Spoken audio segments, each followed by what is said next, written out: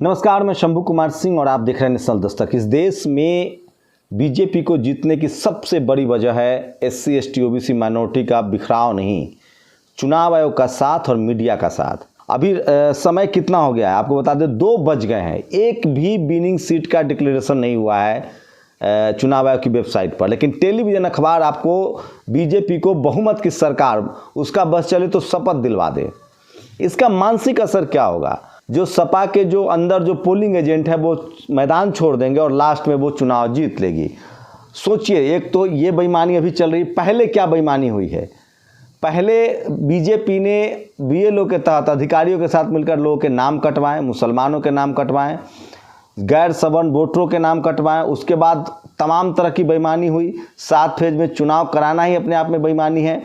2 दिनों की तस्वीरें आपने देखी होगी, किस तरह से सोशल मीडिया पर ईवीएम पकड़े गए, बैलेट पे पोस्टल बैलेट पकड़ा गया, लेकिन किसी टीवी अखबार ने नहीं दिखाया। जो टीवी अखबार आज आप देख रहे हैं और जिस पर बीजेपी को जीतता हुआ दिखाया जा रहा है, दरअसल टीवी अखबार के जरिए पूरा देश जीता जा रहा है और यही गुजरात मॉडल है। 2 बजने के बाद भी सोचिए, पहले जब पोस्टल बैलेट से लोकसभा चुनाव होता था तो 5 दिनों में चुनाव होता था, 2 दिनों में काउंटिंग हो जाती थी। अब ईवीएम से ये चुनाव कराते हैं। पहली वोटिंग होती है 10 फरवरी को और लास्ट वोटिंग काउंटिंग होती है 10 मार्च को, मतलब 1 महीने का लंबा समय रखते हैं। अब सोचिए, 2 दिन में लास्ट फेज की वोटिंग खत्म हुई 7 मार्च को। 2 दिनों में पूरे उत्तर प्रदेश में किस तरह से बवाल हुआ, किस तरह से ईवीएम पकड़े गए, किस तरह से पोस्टल बैलेट पकड़ा गया, किस तरह से लास्ट फेज में अधिकारी गड़बड़ी करते पकड़े गए।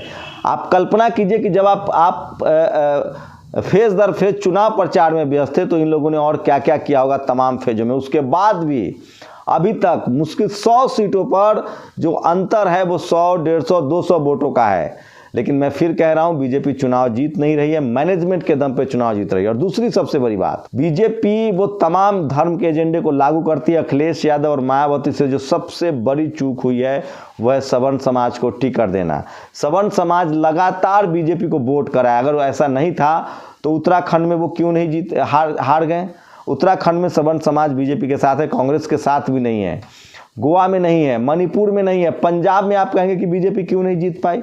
पंजाब में इसलिए बीजेपी गड़बड़ी नहीं कर सकती है क्योंकि वहाँ कांग्रेस की सरकार थी, कांग्रेस के हाथ में पुलिस था, एडमिनिस्ट्रेशन था, वो नहीं कर सकते। वहाँ सिख समाज के लोग सड़कों पर आ जाएंगे। लेकिन जहाँ जहाँ बीजेपी की सरकार रहेगी वहाँ वहाँ बीजेपी को नहीं हरा सकते हैं, चाहे वो गोवा, मणिपुर, उत्तराखंड और अब यूपी में तो सोचिए, जो टीवी अखबार सवेरे से आप लोग देख रहे हैं जो कह रहा है बीजेपी जीत गई, वो आपके ईवीएम की खबर दिखा रहा था क्या? ये सब कुछ परसेप्शन की लड़ाई है। अधिकारियों को मैसेज दिया जा रहा है। जितने एससी एसटी ओबीसी माइनॉरिटी के अधिकारी होंगे वो सब अभी डर गए होंगे।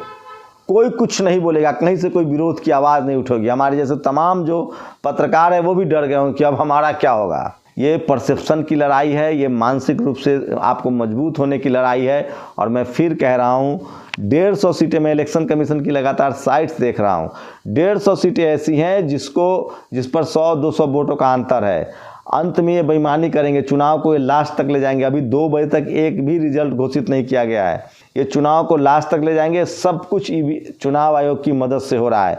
मुझे नहीं पता आगे मायावती, अखिलेश लोग और तेजस्वी यादव या तमाम गैर सवर्ण नेता, तमाम बीजेपी विरोधी दल नेता हैं, वो क्या कहेंगे। सोचिए, 2004 में ईवीएम सबसे पहले आया। उससे पहले 5 दिनों में पूरे भारत का लोकसभा चुनाव हो जाता था और 2 दिनों में काउंटिंग हो जाती थी।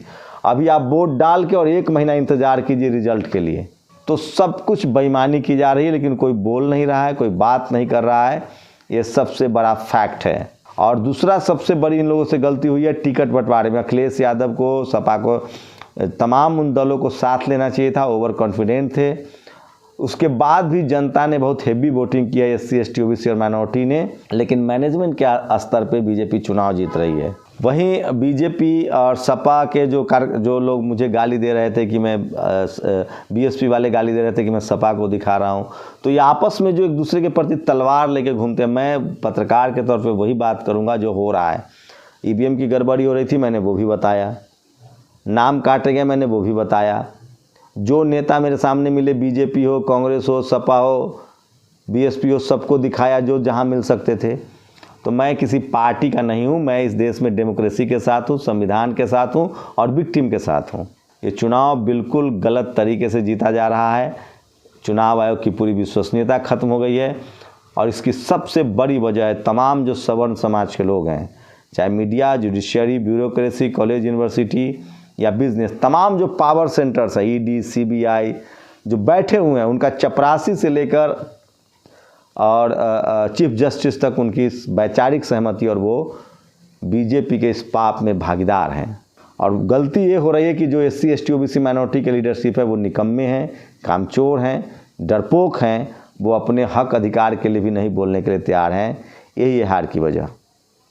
आपसी फूट और हमारे जो ब्यूरोक्रेट्स हैं, चाहे वो कर्मचारी हों, अधिकारी हों, आम आदमी हों, सबके जहन में डर है और इसीलिए बेईमानी करके इस देश में डेमोक्रेसी को ख़त्म किया जा रहा है। शुक्रिया।